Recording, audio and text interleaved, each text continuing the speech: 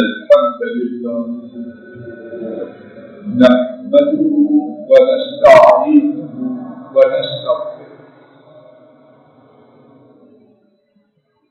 ونعوذ بالله من شرور أنفسنا ومن سيئات أعمالنا من يهده الله فلا مضل له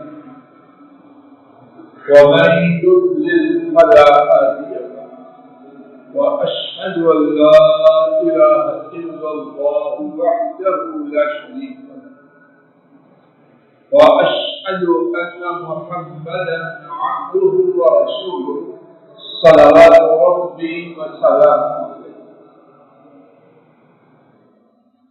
أما بعد فإن خير الحديث كتاب الله وخير الهدي هدي محمد صلى الله عليه وسلم وشر الأمور محدثاتها وكل محدثة بدعة وكل بدعة ضلالة وكل ضلالة في النار. اللهم انفعنا بما علمتنا وعلمنا ما ينفعنا وزدنا علما. سبحانك لا علم لنا إلا ما علمتنا إنك أنت العليم الحكيم. رب اشرح لي صدري ويسر لي أمري واحلل عقدة من لساني يفقهوا قولي. أعوذ بالله من الشيطان الرجيم. بسم الله الرحمن الرحيم. وعهدنا إلى إبراهيم وإسماعيل أن طهر بيتي للطائفين والعاكفين والركع السجود. رب العالمین کی عنایات اور نوازشات میں سے ایک بہت بڑی نعمت یہ کہ لوگوں کو مسجد عطا ہو. اب مسجد دینے کے بعد کیا کرنا ہے؟ قرآن و سنت میں اس بارے میں واضح ہدایات. آئیے آج کے خطبہ میں اللہ تعالی کی توفیق سے اسی حوالے سے کہ انہوں نے ہمیں ایسی مسجد عطا فرمائی کہ ہمارے تصور سے بھی بلند ہوا. تو اب ہم سے کیا کچھ کرنا ہے؟ سب کچھ تو نہیں. محدود وقت میں اللہ کی توفیق سے جو باتیں عرض کر پاؤں انشاءاللہ ایک ایک کر کے سنتے ہیں.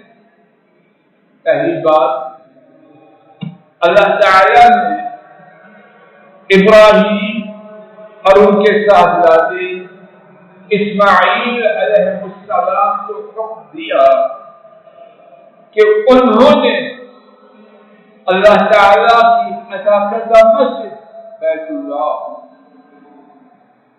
اس کے ساتھ کیا معاملہ کرنا ہے. سورہ البقرہ آیت شریفہ نمبر 125 فرمایا وَعِهِدْنَا إِلَىٰ إِبْرَاهِيمَ وَإِسْمَاعِيلَ، اور ہم نے ابراہیم اور اسماعیل کو یہ ذمہ داری سونپی أَن طَهِّرَ بَيْتِيَ لِلطَّائِفِينَ وَالْعَاكِفِينَ وَالرُّكَّعِ السُّجُودِ، کہ تم دونوں نے، خلیل الرحمن نے اور ذبیح اللہ نے، کیا کرنا ہے؟ میرے گھر کو اچھی طرح صاف کر. اللہ جس گھر کی صفائی کا حکم صفائی نہیں طرح صفائی کا حکم خلیل الرحمان کو ہے، ذبیح اللہ کو ہے، اس گھر کی شان کیا ہوگی اور اس کی صفائی کا اجر و ثواب کیا ہوگا؟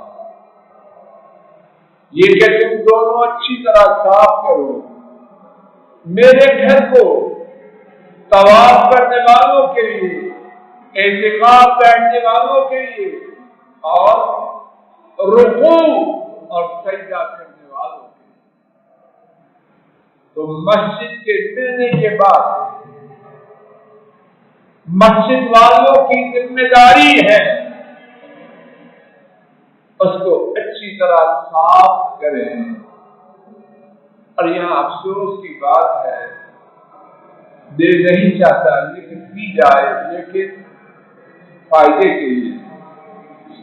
اتنی معلومی کی بات ہے کہ کچھ لوگ سمجھتے ہیں کہ مساجد پبلک ٹوائلٹ آئے، طہارت خانے استعمال کیے اور چلے۔ کیا یہ بات ایک مسلمان کے لیے دیوار ہے؟ اور یہاں ایک اور بات اس کی طرف تنبیہ ضروری ہے، مسجدوں کی انتظامیہ والے جب ایسے غلط اقدامات کی رکاوٹ کے لیے دروازوں کو بند کرتے ہیں تو بعض سادہ لوگ، اور کہوں گا بے سمجھ، غصے میں آ کے کہتے ہیں اللہ کا گھر بند کرنا جائز ہے۔ اللہ تجھے ہدایت دے۔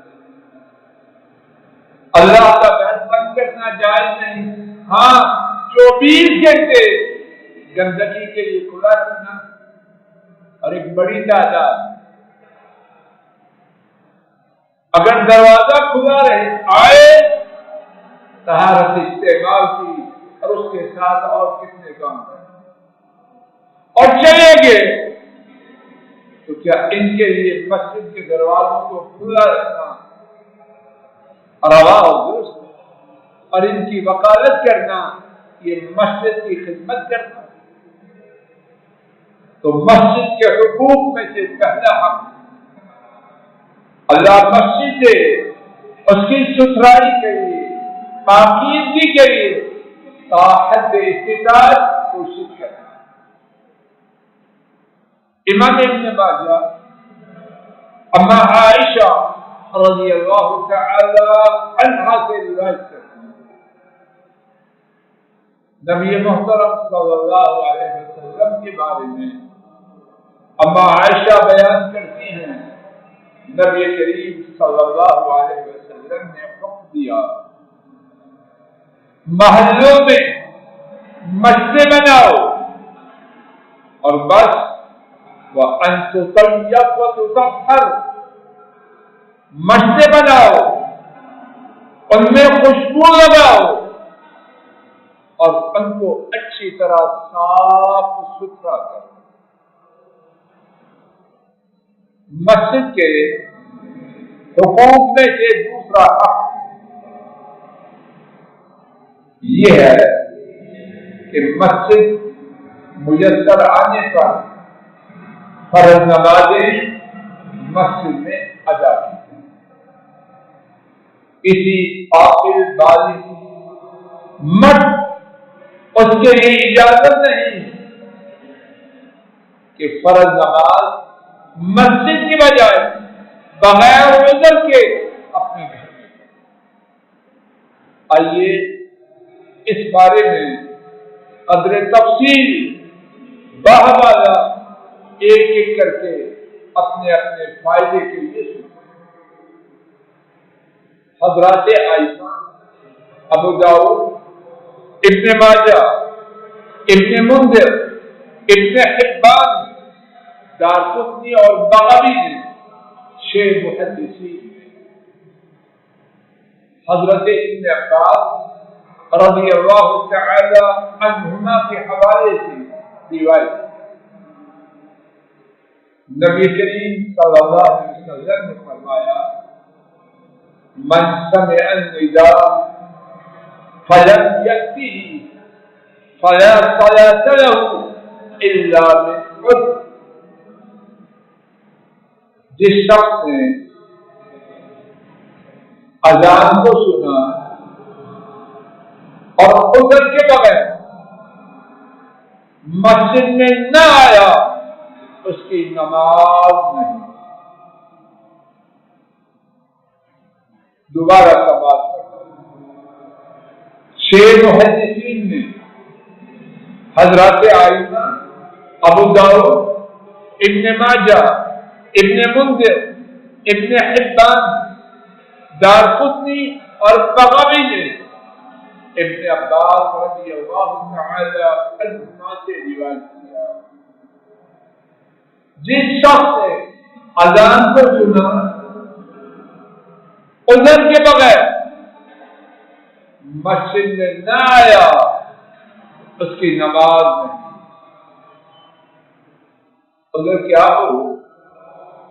ایسا بیمار کہ چلنے پھرنے سے معذور، بارش، خوف. یہاں اپنے اپنے فائدے کے لیے یہ بات سنتے جائیے. پنڈی دن کیا آیا، سفر کر کے لمبا آیا اور ابھی دوبارہ جانا ہو تو تیار کھڑا ہے. اب نماز کی بات آئی، طبیعت ناساز اور بیگم صاحبہ بھی فتویٰ دے رہی ہیں دین میں آسان ہے. کیا یہ ٹھیک ہے؟ اس کے لیے سادہ معیار، کسی مفتی صاحب کے پاس جانے کی ضرورت نہیں. اگر دنیاوی مصلحت کے لیے، دنیاوی فائدے کے لیے جا سکتا ہے تو پھر مسجد کے بارے میں کہنا نہیں، باہر حالات جانے کے لیے، صحت اس قابل نہیں، موسم خراب ہے، سب مخلوق کرے، اس کی کوئی حیثیت نہیں. اسی حوالے سے دوسری حدیث امام ابو داؤد حضرت ابن ام مکتوم، نام یاد کریں، ابن ام مکتوم رضی اللہ تعالی عنہ، ان سے روایت کرتے ہیں نبی کریم صلی اللہ علیہ وسلم کی خدمت میں حاضر ہوئے. عرض کیا، اے اللہ کے رسول صلی اللہ علیہ وسلم، انی بریء القسم شاذع الدار ولی قائد لا یلامنی. اے اللہ کے رسول صلی اللہ علیہ وسلم، میں اندھا ہوں، میرا گھر مسجد سے دور ہے اور مسجد میں جانے والا باقاعدگی سے ساتھی میسر نہیں. باہر سے ضروری رخصت، کیا آپ میرے لیے اس بات کی اجازت پاتے ہیں کہ میں مسجد کی بجائے اپنے گھر میں نماز ادا کروں؟ اور ایک دوسری روایت میں ہے، امام احمد اسے روایت کرتے ہیں اور ابن ام مکتوم ہی اس کے راوی. انہوں نے ان 3 آزاد کے ساتھ ایک چوتھا عذر بھی پیش کیا. ان بینی وبین المسجد نخلا وشجرا، میرے اور مسجد کے درمیان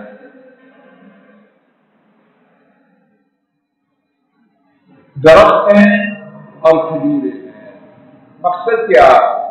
اندھا ہوں، گھر دور ہے، جانے والا باقاعدگی سے ساتھی نہیں، تو راستے میں درختوں سے ٹکراؤ.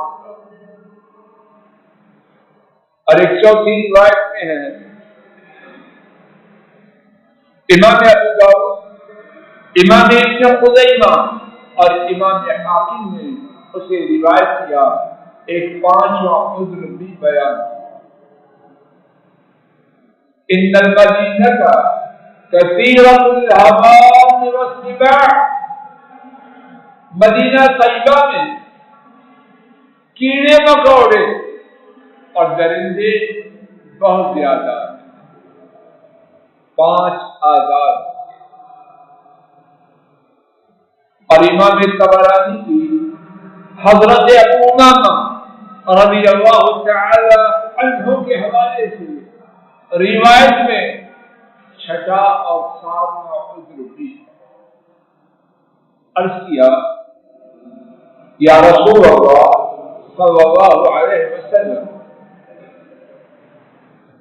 قد كبر سني ورق علمي، میری عمر زیادہ ہو چکی۔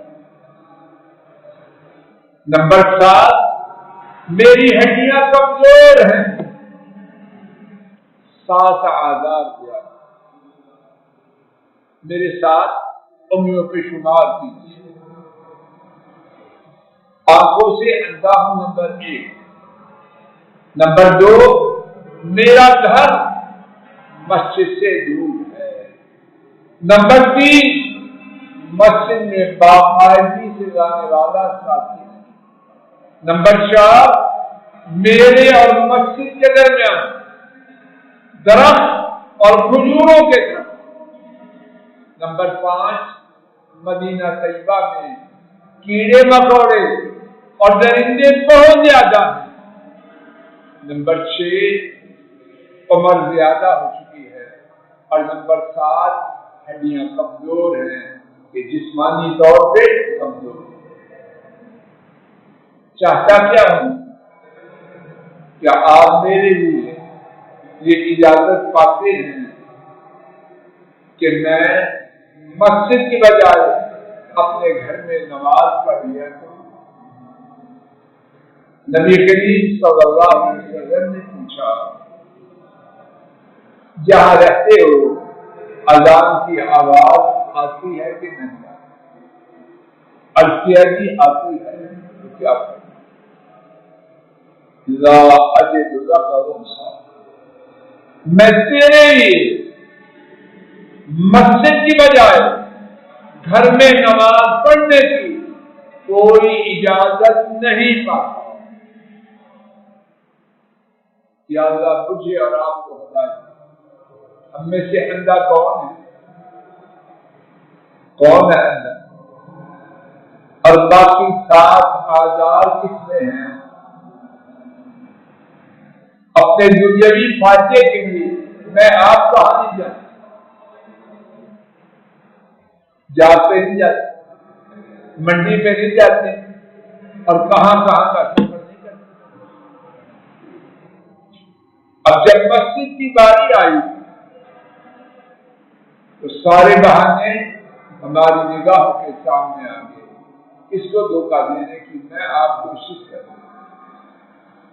7 اعزاز اور کن کے روبرو پیش کیے جا رہے ہیں؟ وَمَا أَرْسَلْنَاكَ إِلَّا رَحْمَةً لِلْعَالَمِينَ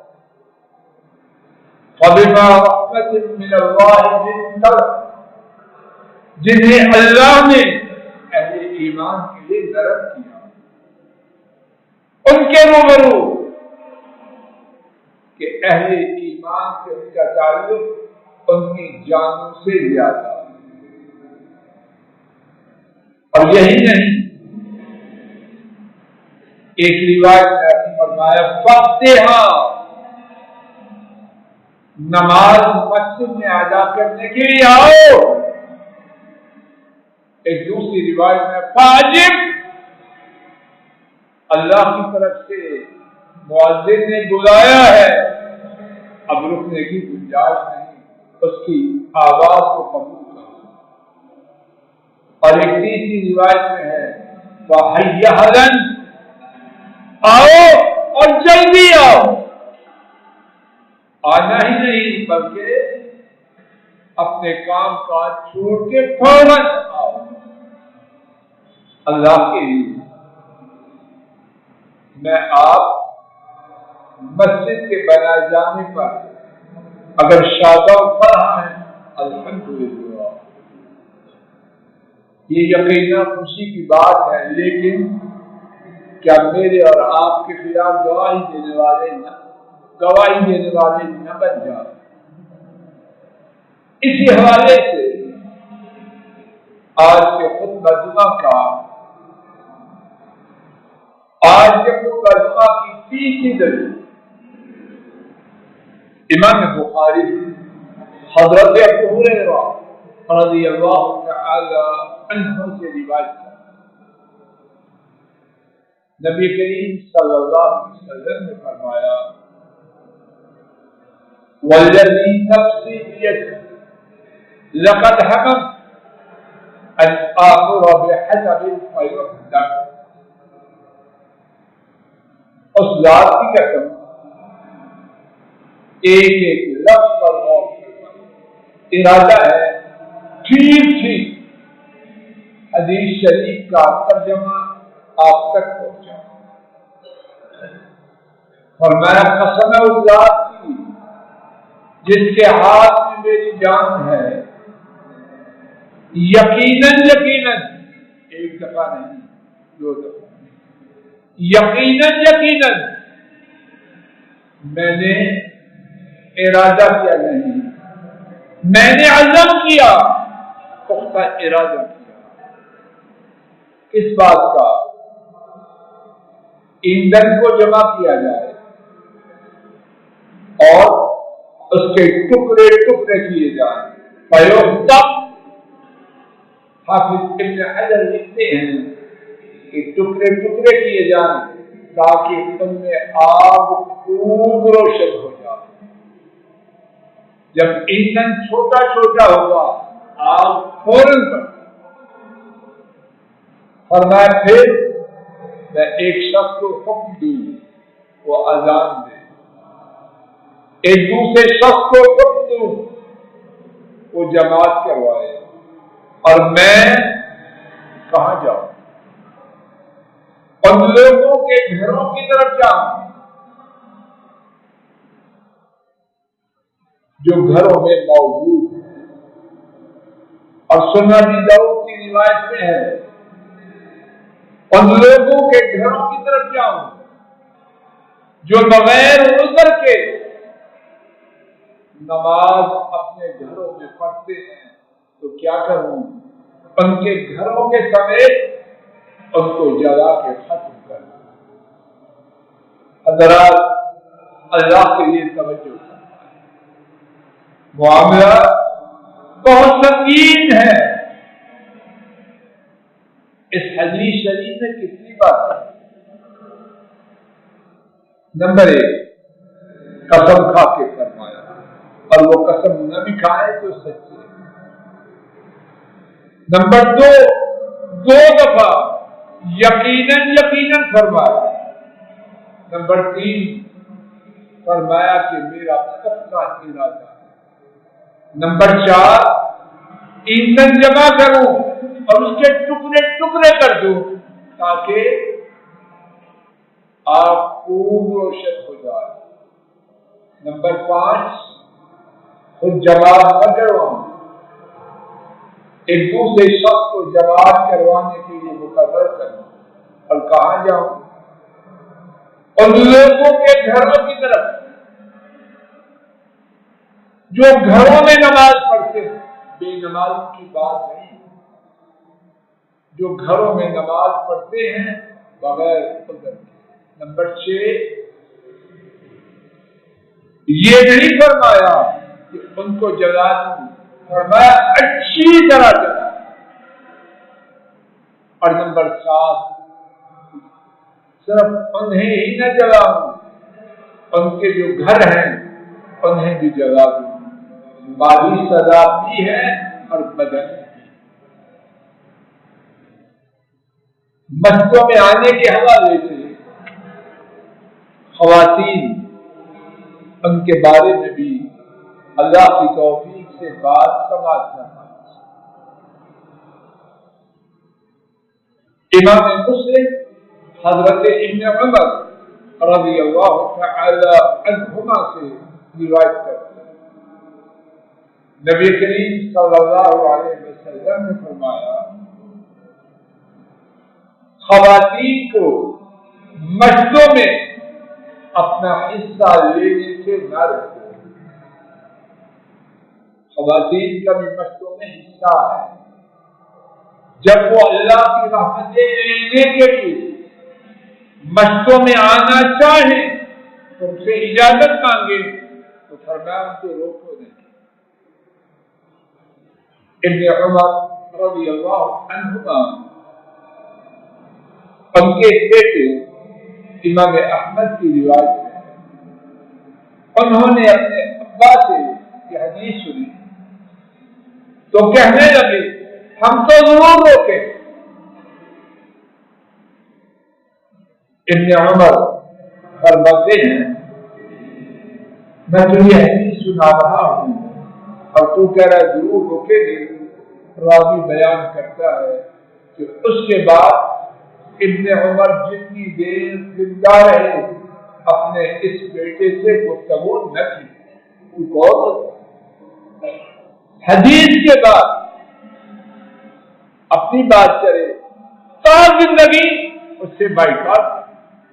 ہاں یہ دوست فرمائے خواتین پابند ہیں کہ جب مسجدوں میں آئیں اسلامی پردہ میں بے پردہ نہ، خوشبو کا استعمال نہ کریں۔ اگر کوئی خاتون مسجد میں آنے کے اسلامی آداب کی پابندی نہ کرے ایسی خاتون کو مسجد میں آنے سے روکا جائے گا۔ اللہ تعالیٰ اپنے فضل و کرم سے اپنی عطا کردہ نعمت مسجد اس کا شکر ادا کرنے کی توفیق عطا فرمائے، اور مسجدوں کے حقوق جو ہمارے ذمہ ہیں جن میں سے 2 حق بیان کیے گئے، اللہ تعالیٰ اپنے فضل و کرم سے ہم سب کو پورا کرنے کی توفیق عطا فرمائے۔ وآخر دعوانا ان الحمد للہ رب العالمین۔ الحمد للہ نحمده ونستعینه ونستغفره ونعوذ بالله من شرور انفسنا ومن سيئات اعمالنا، من يهده الله فلا مضل له ومن يضلل فلا هادي له، واشهد ان لا اله الا الله وحده لا شريك له، واشهد ان محمدا عبده ورسوله صلوات ربی وسلام علیہ۔ آج کے خطبہ جمعہ کا خلاصہ اللہ تعالیٰ کی ایک بہت ہی بڑی نعمت مسجد کا میسر آنا۔ مسجدوں کے ملنے پر ان کے حقوق ہیں، ان میں سے 2 حق ان کے بارے میں کچھ بات اللہ کی توفیق سے عرض کی گئی۔ نمبر 1 مسجد کی صفائی ستھرائی کا تاحد استطاعت اہتمام کیا جائے۔ نمبر 2 مرد حضرات لازمی طور عذر، خوف اور بارش نہ ہونے کی صورت میں 5 فرض نمازیں مسجد میں ادا کریں۔ خواتین اگر مسجد میں آنا چاہیں تو مسجدوں میں آنا ان کا حق ہے۔ خواتین کے اولیاء کو، ان کے باپوں کو اور خاندانوں کو مسجدوں میں آنے سے روکنے کا کوئی حق نہیں ہے۔ ہاں خواتین پابند ہیں کہ اسلامی آداب کی پابندی کرتے ہوئے اگر کوئی خاتون اسلامی آداب کی پابندی نہ کرے اس کے مسجد سے آنے سے روکا جائے گا۔ اللہ تعالیٰ اپنے فضل و کرم سے مسجدوں کے حقوق کو ادا کرنا ہماری نصیب میں فرمائے۔ اللہم صلی علی محمد وعلى آل محمد كما صليت على إبراهيم وعلى آل إبراهيم إنك حميد مجيد. اللهم بارك على محمد وعلى آل محمد كما باركت على إبراهيم وعلى آل إبراهيم إنك حميد مجيد. ربنا آتنا في الدنيا حسنة وفي الآخرة حسنة وقنا عذاب النار. ربنا هب لنا من أزواجنا وذرياتنا قرة أعين واجعلنا للمتقين إماما. ربنا ظلمنا أنفسنا وإن لم تغفر لنا وترحمنا لنكونن من الخاسرين. اللهم انصر الإسلام والمسلمين. اللهم دمر أعداء الدين. وصلى الله تعالى على خير خلقه وعلى